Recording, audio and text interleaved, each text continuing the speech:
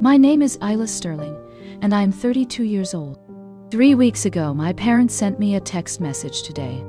They told me not to come to their anniversary party because only high society guests were invited to the large event.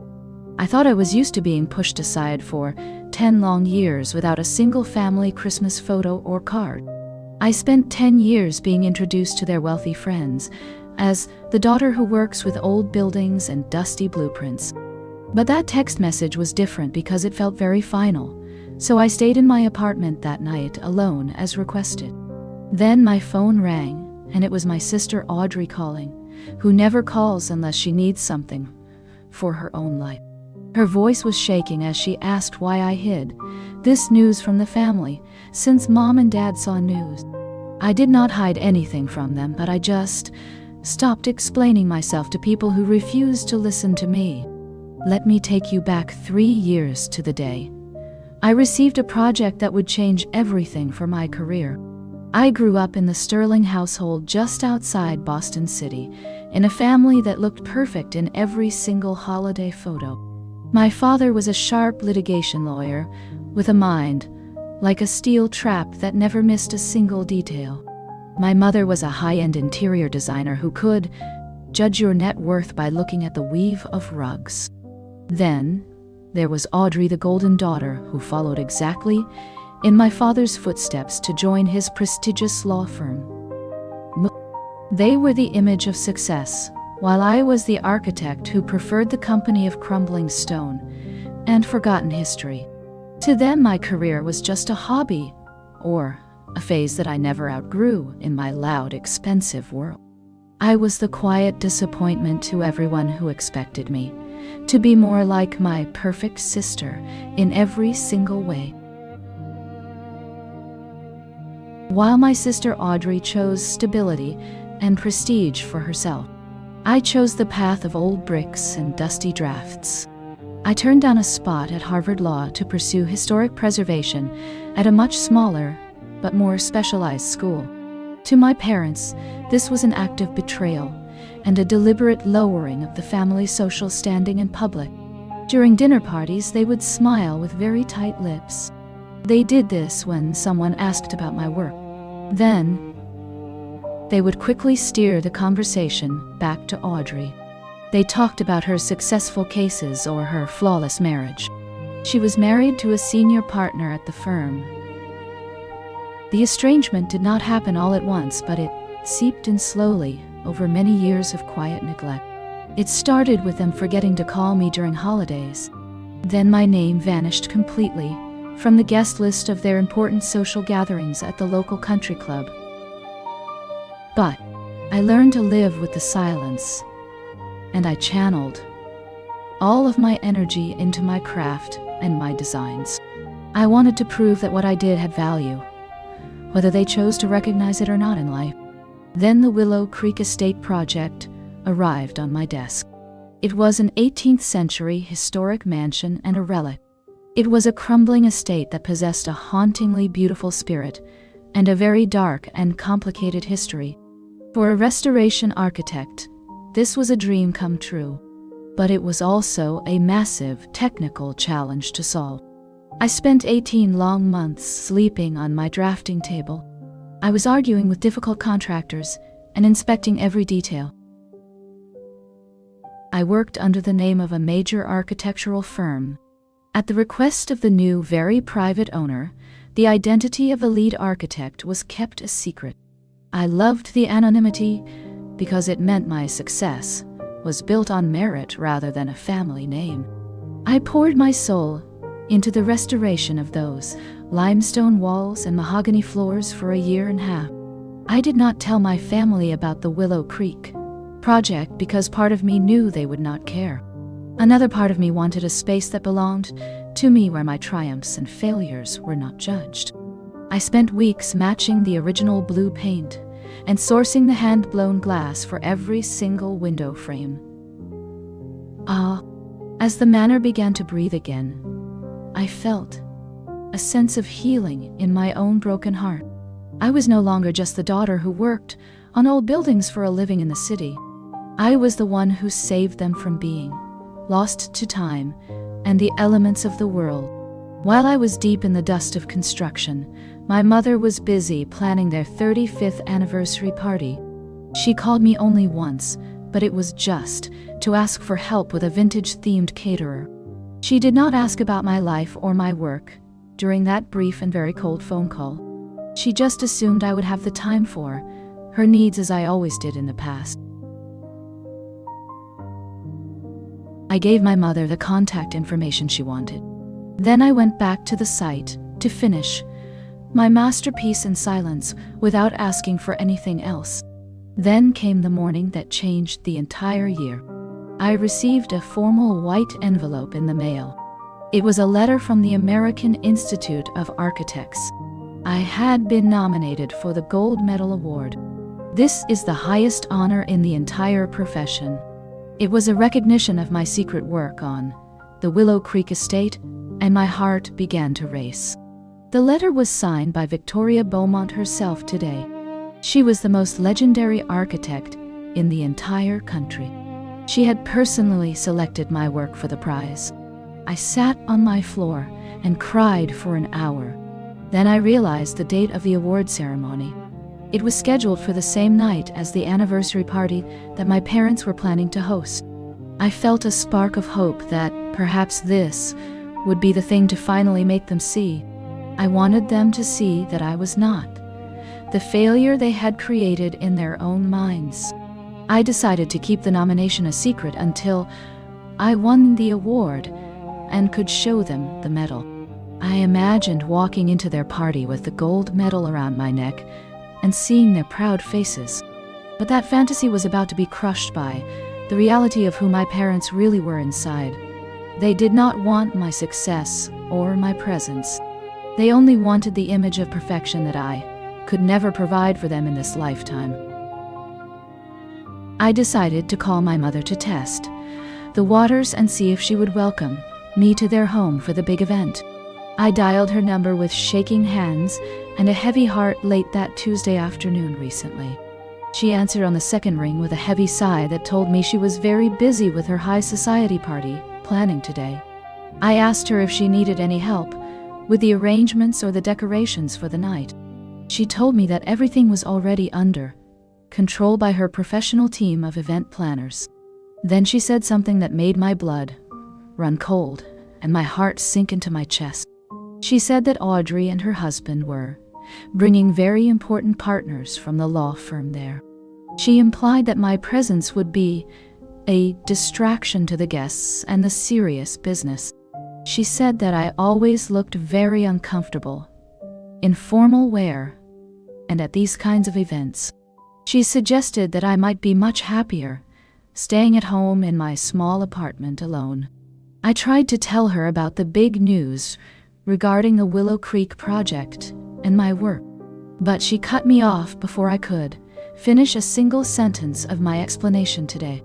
She said she had another call on the other line from a wealthy donor for the gala. Then she hung up the phone without saying goodbye or asking how I was doing lately. 2 days later, I received the cruel text message that broke my spirit into 1,000 pieces.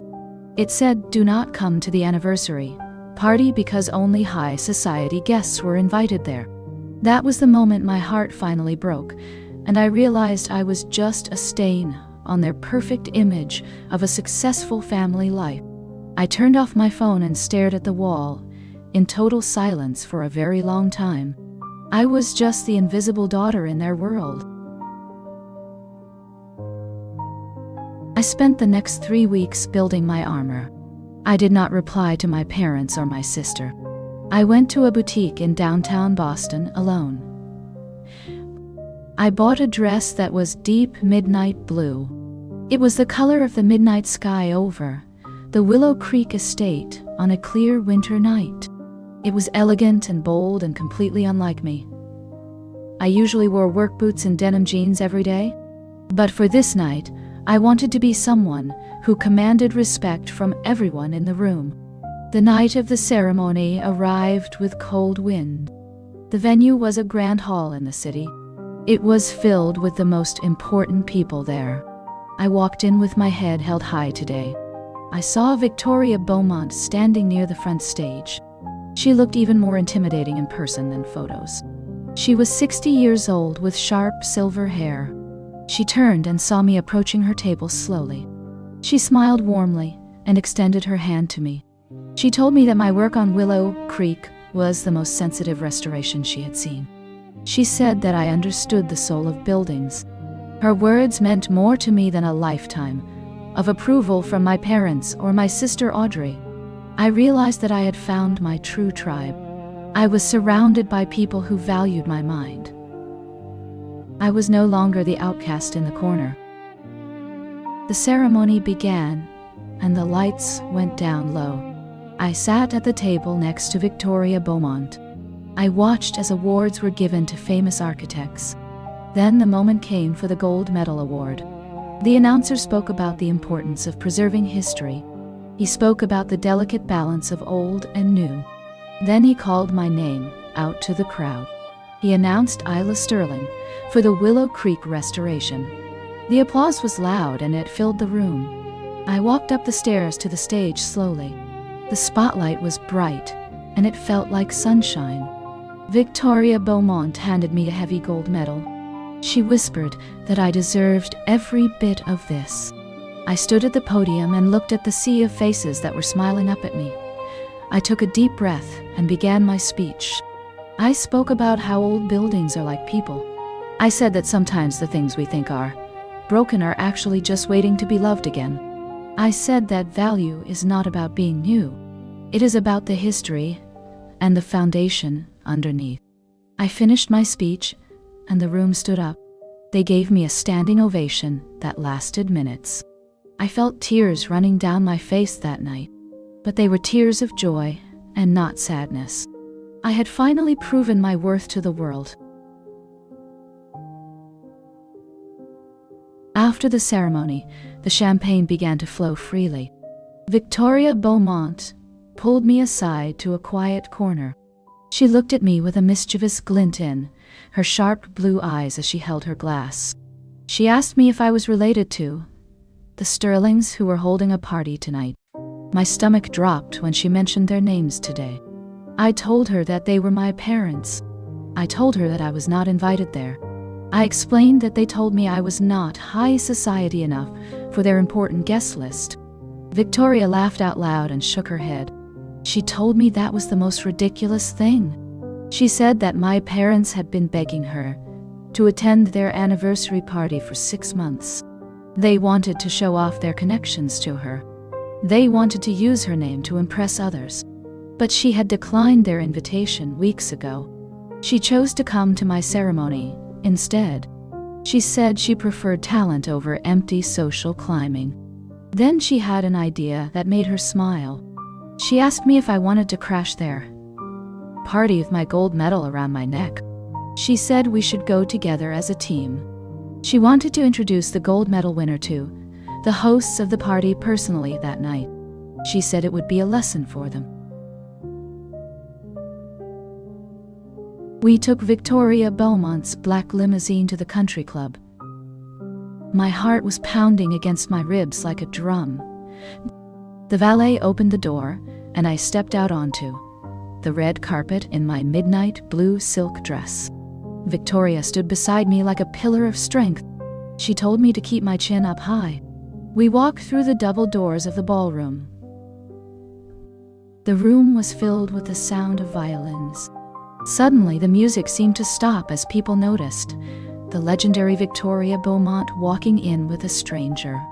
I saw my parents standing near the champagne tower. My mother dropped her glass when she saw me. It shattered on the floor, just like her composure. My father looked at Victoria, and then at me.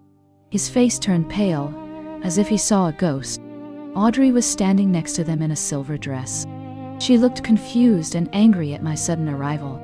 We walked straight toward them across the marble floor. The crowd parted ways to let us pass through. Everyone was whispering and wondering who I was tonight. I held on to the heavy gold medal around my neck. It gave me the courage to face them finally.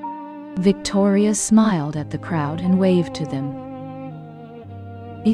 She was enjoying every single second of this moment. My father stepped forward with a fake smile plastered on his face to greet the famous Victoria Beaumont. He reached out his hand to shake hers immediately. He said he was honored she could make it. Victoria did not take his hand in that moment. She looked at him with cold and sharp eyes. She asked loudly why he had not introduced his daughter to the guests who were gathered around them. My mother tried to intervene with a nervous laugh. She said that I was just leaving very soon. She said I was not dressed for the occasion. Victoria interrupted her and placed a hand on my shoulder. She raised her voice so the entire room could hear. She said she wanted to introduce the guest of honor. She said this is Isla Sterling, the architect, who just won the gold medal for the Willow Creek Estate. A gasp went through the crowd of wealthy guests. My parents looked like they had been slapped hard. They had told everyone I was a failure before. They had lied about my career for 10 years. Now the truth was standing right in front of them. The guests began to murmur and look at my parents. They looked at the medal shining on my chest. It was the ultimate symbol of success in our city. Victoria was not finished with them just yet today. She turned to the crowd and continued to speak. She said she was surprised to hear that Isla was not considered high society enough for this party. She looked directly at my mother, who was trembling. She said that talent is the highest form of society. She asked my father how he could overlook a genius living under his own roof for so long. What? The guests began to whisper among themselves very loudly. People who had ignored me for years stepped closer. They wanted to see the medal around my neck. My sister Audrey tried to save the situation now. She said they were just trying to protect me. She said the pressure of the party was too much. I finally spoke up for myself for the first time. I told Audrey that I did not need protection. I told her I needed a family who cared. I looked at my parents and saw their shame. It was not shame for how they treated me. It was shame because they had been caught publicly. They cared more about their reputation than their daughter. I realized in that moment that I was free. I did not need their approval to be happy. I had the respect of the people who mattered. Victoria put her arm around me and smiled proudly. My father tried to recover his dignity quickly today. He reached out to touch my arm and smiled. He said he was so proud of my achievement, but his eyes were cold and empty of love. I stepped back from him and shook my head. I told him it was too late for pride.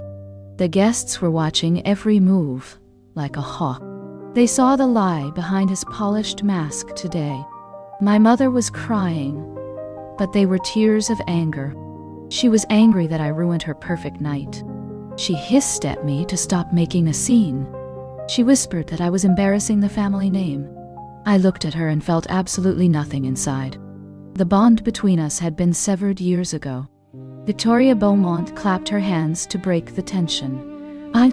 She announced that we had a celebration to attend. She said we were going to a real party. The crowd parted for us as we turned around. We walked away from the champagne and the lies.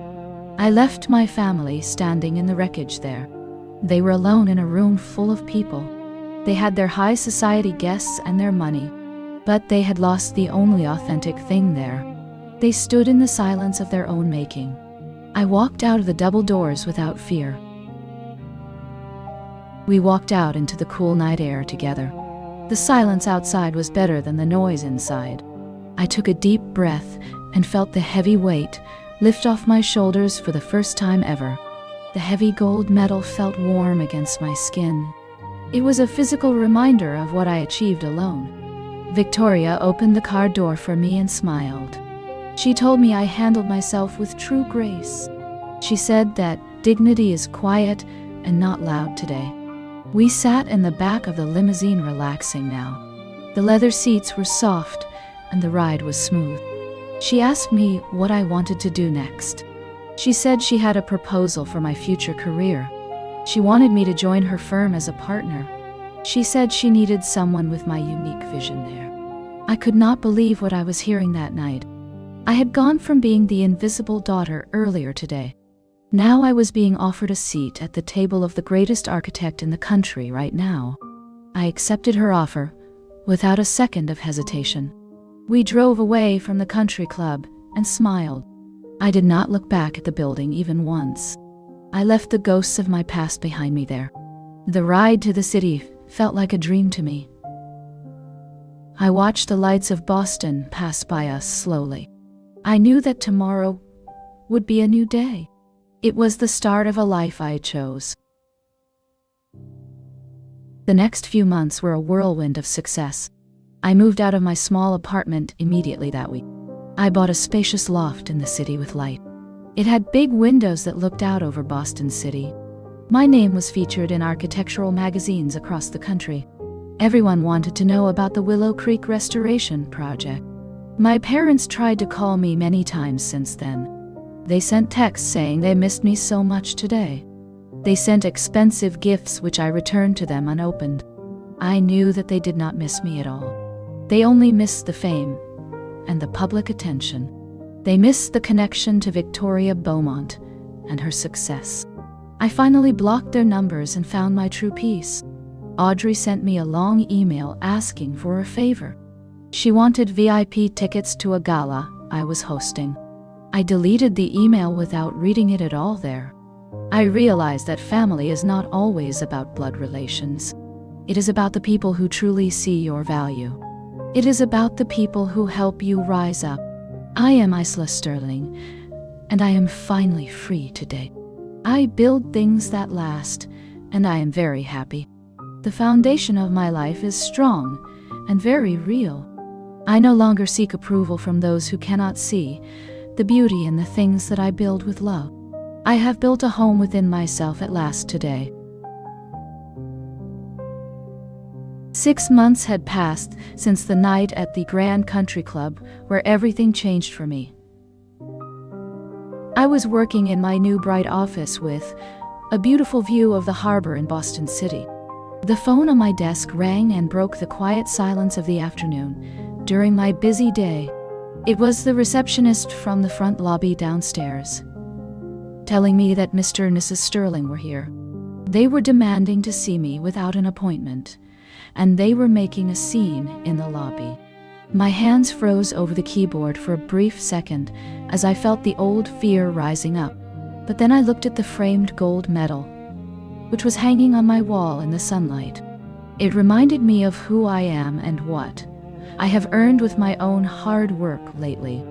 Victoria Beaumont walked past my open door and saw the look of concern on my face right then. She knew exactly who was downstairs without me saying a single word about the situation to her now. She leaned against the doorframe and asked me a very simple question about what I wanted to do. She asked if I wanted them to come up to the office to speak with me today. I took a deep breath and shook my head slowly because I had nothing left to say to them. Victoria nodded and picked up the phone on my desk to give a final order to the staff. She told the receptionist to escort the guests out of the building immediately and without any delay today. She said that Isla Sterling was busy building the future and did not have time for the past. I watched from the window as security led them out into the cold rain on the street below. They looked small and defeated as they walked away from my new life and my successful career now. It was the moment I finally let them go, completely from my heart and my mind forever today. Life moved forward with a beautiful rhythm after that long day. One evening I ran into my sister Audrey at a cafe in the city. It was a chance encounter in the financial district downtown during the rush hour. She looked tired, and her perfect facade was cracking slightly under the pressure. She tried to smile and act like nothing had ever happened between us. She asked me how work was going at the new firm with Victoria. She mentioned that Mom and Dad were asking about me at home lately. She said they were willing to forgive me for the scene at the party. I almost laughed out loud at the word forgive today as I looked at her. I told Audrey that I did not need their forgiveness anymore today. I told her that I had forgiven myself for seeking their love in the past. I picked up my coffee and prepared to leave her there in silence. She grabbed my arm and asked why I was being so cold recently. I looked at her hand on my arm, and then directly into her eyes. I told her that warmth is something you have to earn from people. I walked out of the cafe and into the bright autumn sunshine now. I walked toward a construction site where my new team was waiting for me. We were restoring an old library for the city children this year. This was the work that mattered to me in my new life. I had built a family of choice and a legacy of stone. The text message from 3 years ago was a very beautiful gift. It set me free to become the successful person I am today. My name is Isla Sterling, and this is my proud story. 5 years have passed since that autumn day in the cafe. I am now a full partner at the firm with Victoria Beaumont today. We renamed the agency to Beaumont and Sterling Architects last month. It was the proudest moment of my professional life to see my name. We established a scholarship fund for underprivileged students in the city. We wanted to help young artists who had talent but no support. I see myself in their hungry eyes and their determined faces today. One student named Marcus asked me about my own path to success. He asked if I had a supportive family who helped me rise. I smiled at him and gave him an honest answer without any pain today. I told him that I built my own support system from scratch. I told him that blood does not define your future or your worth. Victoria sat nearby and nodded, in agreement with a very proud smile. She has become more than a mentor to me over the years. She is the mother figure I always needed but never had before. We spend our holidays together with a large group of friends. We laugh and share stories without any fear of judgment or rejection. I have learned that love is an action and not a debt. I no longer feel the need to prove myself to anyone anymore. My work stands tall in the city skyline as my proof. I heard through the grapevine that the Sterling house was sold recently. My parents could no longer afford the expensive upkeep of the large estate. They moved to a smaller condominium in a quiet retirement community in Florida. They finally lost the grand stage they tried so hard to maintain today. I felt a fleeting sense of pity for them when I heard they spent their lives chasing an image instead of building a reality. I drove past the old neighborhood one last time on a sunny Tuesday. The new owners of the house had painted the front door bright yellow. It looked bright and welcoming, unlike the cold museum it was before. I smiled and kept driving toward my own home in the city. I have a life that is full of noise and messy joy now.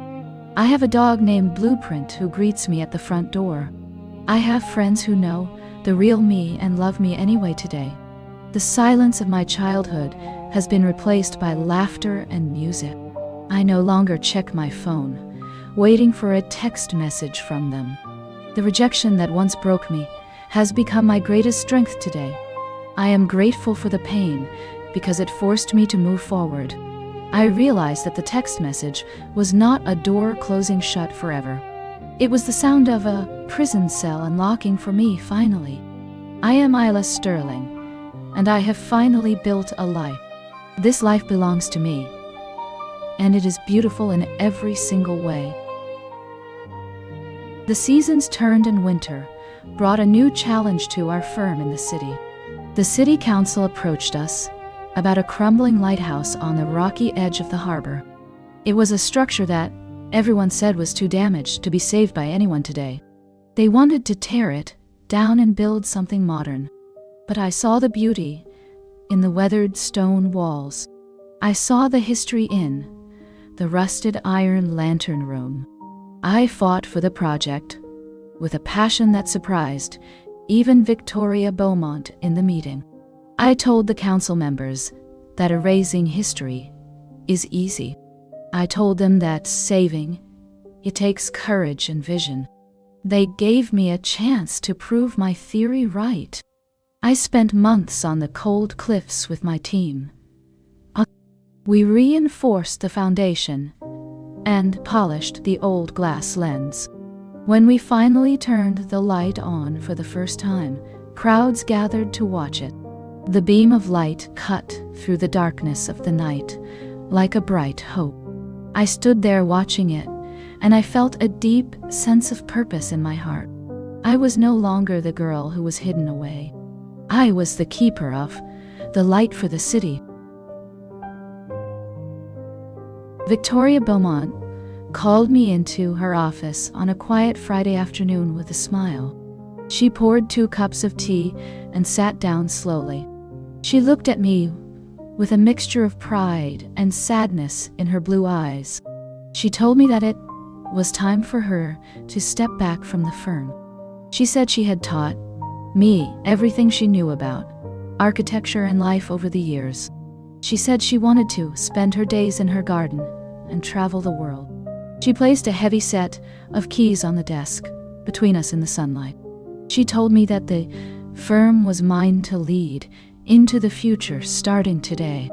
I felt tears prick my eyes, but I did not let them fall this time. I thanked her for seeing me when no one else did in the entire world. I thanked her for being the family I chose for myself in this big life. We hugged for a long time in the quiet office. Then I walked her to the elevator and watched her go with a happy heart. I walked back to my desk and looked at the city skyline through the window. I was ready for the next chapter of my story. I was Isla Sterling, the architect of my own destiny. The years flew by very fast, and I settled into my new role as the lead partner of the firm. One rainy Tuesday morning I found my young protégé Marcus sitting alone at his large wooden drafting table. He was holding his head in his hands and looking very defeated by the complex drawings in front of him. I walked over to him slowly and placed a hand on his shoulder, just as Victoria had done for me. I asked him what was wrong with the design for the city library. He told me that he could not make the modern glass fit with the ancient stone of the site. He said he felt like a total failure because he could not see the solution to the difficult problem. I pulled up a chair and sat down beside him in the quiet. I told him that architecture is not about forcing things to fit together. It is about listening to what the building wants to be today. I took a pencil and drew a soft curve connecting the two different materials on the paper there. I told him that the contrast is what makes the structure beautiful. I explained that our flaws are often the most interesting parts of us. Marcus looked at the drawing, and his eyes lit up with understanding. I saw the spark of creativity return to his face in that moment. It was a feeling of pure joy to pass on the knowledge. I realized that I was building the future through him right now. 10 years had passed since I took over the firm from Victoria. I stood on the high balcony of a skyscraper that we designed in the center of the city. The wind was cold, but I felt warm inside my wool coat. I had received a formal letter that morning from the Dean of Architecture at my old university in Boston. They wanted me to deliver the keynote speech at the graduation ceremony. It was the same school where I had once felt like an outcast for loving old broken things. I thought about the frightened girl who used to hide in the library to avoid the harsh world. I wished I could go back and tell her that everything would be all right in the end today. I would tell her that her unique voice was her greatest power. I accepted the invitation with a smile and went back inside my office. I looked at the photos on my wall of all the projects. There was the Willow Creek Estate and the lighthouse by the harbor. But my favorite photo was of the team of young architects I had mentored over the last decade. I had built buildings of stone and steel that would last forever. But my true legacy was the people I had helped to grow. I am Isla Sterling, and I have designed a life of love. My story is not just about buildings, but about finding myself finally. I stood on the large stage at the university graduation ceremony today. The bright lights were blinding, but I felt very calm inside. I looked out at the sea of young faces in caps. They were waiting for wisdom from the woman who built the famous Willow Creek Estate restoration project. I adjusted the microphone and began to speak to them slowly. I told them that the road to success is not a straight line for anyone in life. I shared the story of my own family and their rejection. I told them about the text message that changed my world. I saw students nodding their heads in the audience as I spoke. I told them that rejection is often just a redirection to something much better for your soul. I told them to embrace the cracks in their foundations because that is where the light enters. I said that you must build your own house of worth. Do not wait for others to give you the keys to your own happiness in this life. When I finished speaking, the applause sounded like heavy rain falling. It washed away the last bit of doubt I ever carried. I had turned my pain into a lighthouse for others today. I looked at Marcus in the front row, smiling at me. I knew the future was in very safe hands right now. After the ceremony was over, I drove out to the countryside. I wanted to visit the Willow Creek Estate one more time. It had been many years since I first touched its walls. The estate stood tall against the gray sky like an old friend, waiting for me to return. The stone was still strong, and the windows gleamed with light. It was no longer a crumbling ruin, but a proud landmark. I walked through the gardens that I had designed so carefully. I sat on a stone bench and listened to the wind. I thought about the journey that brought me to this moment. I thought about Victoria Beaumont and the chance she gave me. I thought about Marcus and the future of the architecture firm. I realized that buildings are not the only things that can be restored from ruin in time. People can be restored too if they are given enough love. I am Isla Sterling, and I am whole and complete today. I stood up and walked back to my car with peace. The sun was setting and casting a golden glow on everything. I drove home to the life that I built with joy. My foundation is solid and my heart is finally at home. This is the end of my story, but not my life. I decided that it was time to document my method properly. I wanted to leave behind a guide for future restoration architects. I spent 2 years writing in the early hours of morning. The book was not just about technical drawings or stone types. It was about the philosophy of healing broken places and people. I titled the book Restoring the Soul and published it independently. I wrote about the silence of my childhood in that house. I wrote about the day I met Victoria Beaumont in person. I wrote about the importance of listening to the history of walls. I wanted young students to know that their unique voice matters. The writing process was difficult, but it was also very healing.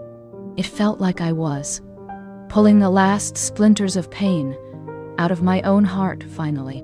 Marcus helped me edit the manuscript during our lunch breaks together. He told me that this book would change lives for many. I dedicated the book to Victoria Beaumont for believing in me. I also dedicated it to every quiet child who feels invisible. When the first copy arrived, I held it in my hands. It had the weight of my entire life inside its pages. I placed it on my shelf next to my gold medal. I felt a sense of completion that I had never known. The publication day arrived with a flurry of interviews and events. I sat at a table in a bookstore in Cambridge today. A young woman approached me, holding a copy of my book. She had dark hair and a hesitant smile on her face. She looked familiar to me, in a way I could not place. She stood at the front of the line and looked nervous. She told me that she had read every word twice already. She said her name was Maya and she was studying architecture. Then she took a deep breath and dropped a bombshell softly. She told me that her mother was named Isla Sterling lately. My heart stopped for a moment when I heard that name.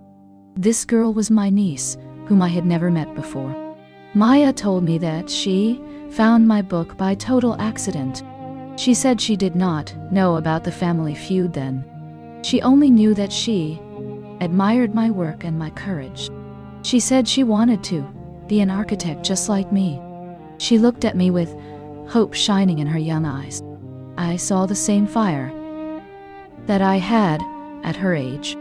I realized that the cycle of rejection had finally been broken. I reached out and took her hand across the table warmly. I told her that it was very nice to meet her. I signed the inside cover of the book with a shaking hand. I wrote a message about following your own path in life. Maya looked at the inscription, and tears filled her dark eyes. She told me that her mother, Audrey, did not support her. She said Audrey wanted her to go to law school instead. It was like hearing an echo from my own painful past. The cycle of control was trying to repeat itself through them. But this time I was strong enough to stop the wheel. I asked Maya if she wanted to see my firm today. Her face lit up like the sun coming out from clouds. We walked out of the bookstore and into the city streets. I told her that she was not alone and in her dreams. I told her that talent is a gift that must be nurtured and not hidden away. I decided in that moment to become the aunt she needed. I would not let the Sterling family crush another artist. I texted Victoria to say I was bringing a special guest. I felt a fierce protectiveness rising up in my chest now. Maya walked beside me with a new confidence in her step. We were two generations of women walking toward a better future. We arrived at the offices of Beaumont and Sterling Architects soon. Maya walked into the lobby and looked up at the ceiling. She marveled at the light pouring in through the glass atrium. I introduced her to Marcus, who was working on a model. Marcus treated her with respect and showed her his drafting tools. I watched them talking and realized that the family was healing. It was not healing through forced apologies or fake social events. It was healing through the shared language of design and art. Victoria came out of her office and greeted Maya with warmth. She saw the resemblance immediately, but she only saw the potential. Maya stayed with us for the entire afternoon, asking many questions. She showed me her sketchbook, which was full of beautiful drawings. I saw raw talent that was far greater than my own. I told her she had a place here if she wanted. I told her that she could intern with us next summer. She hugged me tight and thanked me for opening the door. I knew that Audrey would be furious when she found out, but I did not care about her anger anymore at all. I only cared about saving the creative spirit of this girl. It did not take long for the storm to finally arrive at my door. Audrey stormed into my office, 2 days later, shaking with pure rage and fear. The receptionist tried to stop her, but she pushed past with determination today. Audrey stood in front of my desk and slammed her expensive purse down. She demanded to know why I was confusing her daughter with foolish dreams. She said that Maya had a secure and prestigious future in law school. She accused me of trying to ruin Maya's life out of spitefulness now. I sat calmly in my chair and watched her unravel in front of me. I saw the same panic that my parents always had in their eyes. It was the panic of losing control over the perfect family image today. I waited for her to stopped shouting at me before I finally spoke. Then I stood up and walked around the large desk slowly to face her. I told Audrey that I did not recruit Maya to come here at all. I told her that Maya came to me for help because she was suffocating. I said that her daughter was drowning in their heavy expectations every single day.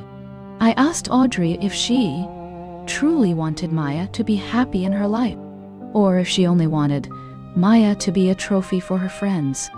Audrey went silent and her face turned very pale in the bright sunlight. She looked at the awards on my wall and frowned with confusion today. She realized that she had no power here in my world at all. I picked up Maya's sketchbook from the corner of my desk very carefully. I held it out to Audrey without saying a single word to her. She hesitated for a long moment before taking it from me with trembling hands. She opened the pages and looked at the drawings inside for the first time. Her eyes widened as she saw the raw talent captured on the paper. She saw the intricate details of buildings and city skylines drawn with precision. She saw the passion that her daughter had kept hidden from her for years. I told Audrey that Maya had a rare and beautiful gift inside her soul. I told her that crushing it would only breed resentment and deep sadness later. I asked her to remember exactly how our parents treated me in the city. I asked her if she wanted to be that kind of mother to Maya. Audrey closed the book and looked at me with tears in her blue eyes. The anger had drained out of her body, completely leaving only fear behind. She whispered that she was just afraid for Maya's future in this world. She thought art was a path to poverty and struggle for young people. I pointed to my firm and the successful life I built around us. I told her that true success comes from loving your work every day. I told her that Maya would be safe and successful here with me. Audrey nodded slowly and placed the book back on the desk with respect. She walked out of the office without saying another word to me today. Maya arrived for her first day of the summer internship with a bright and nervous smile.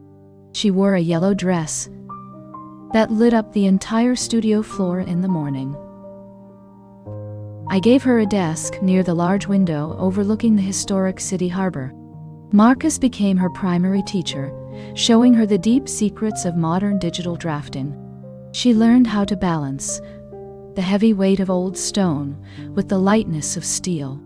I watched her from my private glass office and saw a version of myself without fear. She was bold and curious, asking questions that challenged even our most senior designers.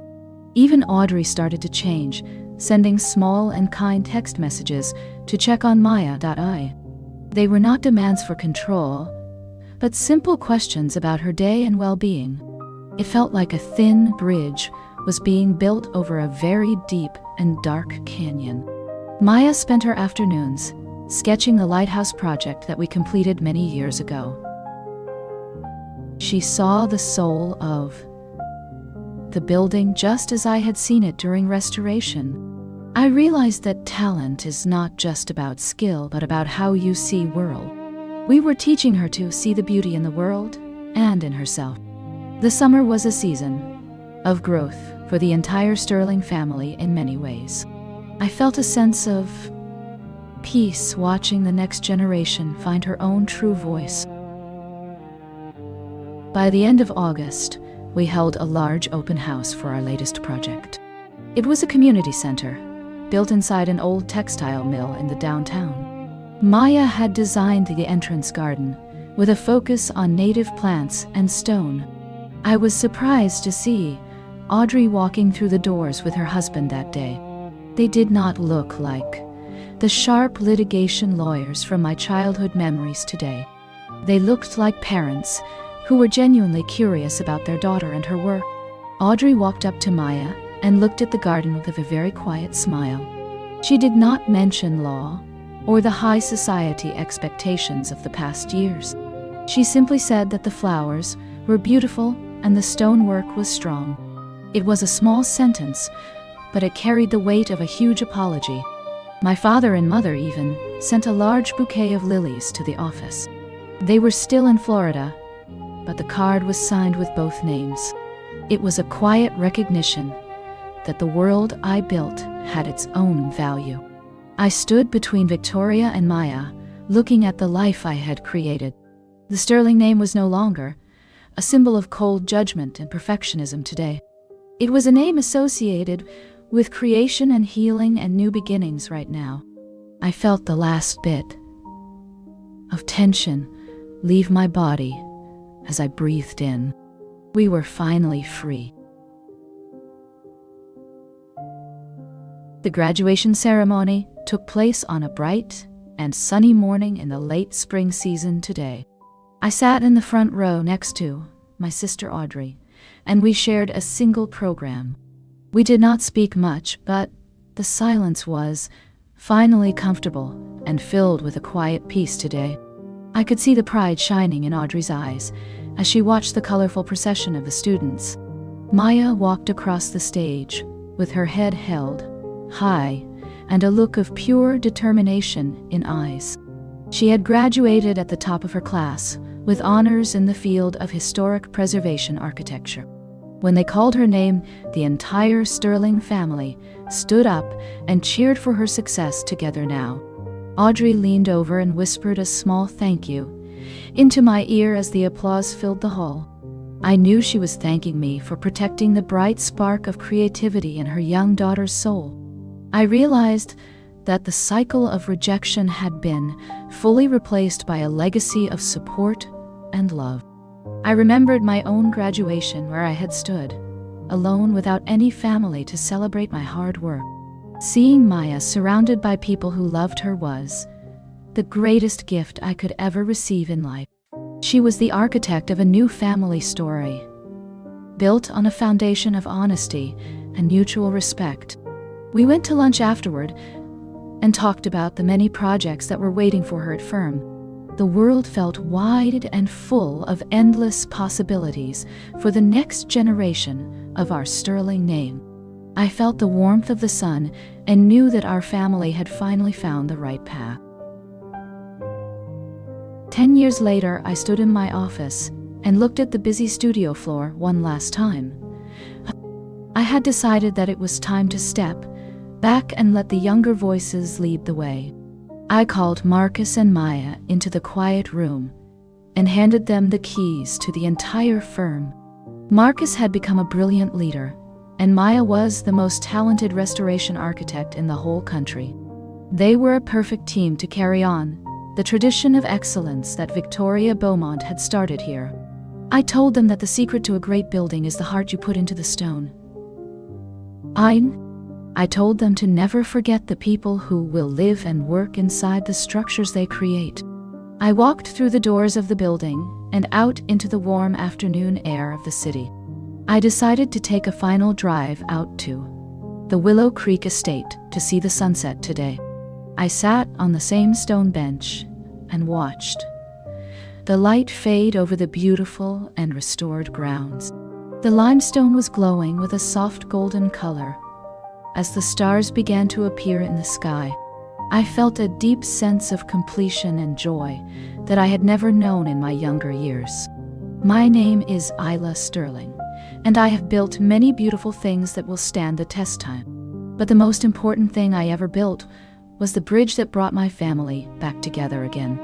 My foundation is strong, and my heart is finally at peace with the journey of my long life. I am looking forward to the quiet days ahead, knowing that my legacy is safe in their hands. My retirement was not a quiet end, but rather a soft beginning to a brand new chapter of my long and very colorful life. I spent my mornings in the small garden behind my loft and watched the city wake up from its deep and heavy winter sleep. I decided to take on one final and very personal project that was close to my heart and my soul today. I bought an old and abandoned schoolhouse in a forgotten neighborhood where children had no safe place to play or to learn. I did not want the fame or the awards that came with my earlier work on the grand and expensive estates. I only wanted to build a sanctuary for the families who were struggling to find their own way in this big city. I worked with my own 2 hands, alongside local volunteers and young students who were eager to learn the art of building. We restored the original brickwork and painted the large wooden doors a bright and very cheerful shade of sky blue today. I felt a different kind of joy when the first group of children ran through the doors with laughter in their voices. It was a simple kind of success that did not need a gold medal or a high society party to be real. I was no longer the famous Isla Sterling who restored the Willow Creek Estate for the wealthy and the powerful people. I was just a neighbor who knew how to fix broken things with love and a lot of hard work today. My hands were calloused, but my heart was lighter than it had been in 35 years of searching for meaning. One afternoon, a thin blue envelope arrived in the mail with a return address from a sunny retirement community in Florida. I recognized the sharp and very precise handwriting of my father on the front. After all these many long years today, my heart did not race with fear or anger as it once did in the past when I was much younger. I opened the letter with steady hands and sat down on my porch to read the words he had written to me. He did not ask for money or for me to visit him in his small home near the warm ocean today. He wrote about the silence of the long nights and how he spent his time thinking about the choices he made. He told me that he had kept a scrapbook of every single newspaper article that mentioned my name and work. He had followed my career from a distance while pretending that he did not care about my success or my life. He admitted that he was a man who was blinded by his own vanity and the fear of social judgment today. He asked for nothing, but he told me that he was finally proud to be the father of Isla Sterling today. The letter was short, and it did not fix the decades of pain and cold rejection that I had endured before. But it felt like a heavy stone had been moved out of the way of a door that was long shut. I realized that even the hardest hearts can soften when they are faced with the quiet reality of their own mortality. I sat in the sun and felt a strange sense of peace for him. I decided to fly down to Florida to see my parents before it was too late for us to speak again. The air was thick and humid as I stepped off the small airplane and felt the heat on my old skin. I found their condominium in a quiet area surrounded by palm trees and the constant sound of the distant ocean waves. My mother met me at the door, and she looked so much smaller than the woman I remembered from my childhood. She did not have her expensive jewelry or her sharp tongue to protect her from the world any longer today. We sat in their small living room and drank iced tea while the fan turned slowly above our heads in silence. My father sat in a large chair with a blanket over his legs even, though it was very warm outside today. He looked at me with eyes that were cloudy but filled with a sudden and very deep recognition of my face. We did not talk about the past, or the parties, or the gold medal that I had won so long ago. We talked about the weather and the birds that visited their garden every morning, and the taste of the local fruit. It was a simple and quiet conversation between 3 people who were tired of fighting and tired of being so alone. I realized that they were just human beings who had been lost in their own desert for a very long time. I reached out and took my mother's hand, and she did not pull away from me for the first time ever. It was a small bridge, but it was strong enough to hold our weight. I stayed with them for 3 days, and we walked along the sandy beach as the sun went down every evening. My father told me stories about his own father, who was a stonemason in a small village far away today. I never knew that I came from a long line of builders and creators who worked with their hands and minds. He had hidden that part of our family history because he wanted to be a man of law and high society. He thought that working with stone was a step backward for the Sterling name in the eyes of the wealthy world. I told him that the stone was the thing that saved me when I had nothing else to hold on to today. I showed him pictures of the schoolhouse and the lighthouse and the children who were learning to build their own lives. He touched the screen of my phone with a trembling finger and smiled with a genuine warmth I had never seen. I realized that the rejection was not about me or my talent or my worth as a human being today. It was about his own shame and the heavy burden of the life he had tried so hard to create alone. We said our goodbyes at the airport, and there were tears in his eyes as he hugged me very tight today. He told me to keep building things that would last much longer than any of the lies we ever told ourselves. I flew back to Boston with a heart that was finally and completely whole. I had found the last piece of the foundation that I was looking for. Now I sit on the porch of my own home and watch the sunset over the city that I helped build. I can see the distant light of the harbor lighthouse as it begins to flash its steady and very warm beam. Maya and Marcus are running the firm with a passion that makes me feel very confident about the future of architecture. They send me photos of their new projects and ask for my advice on the small details of the old stone.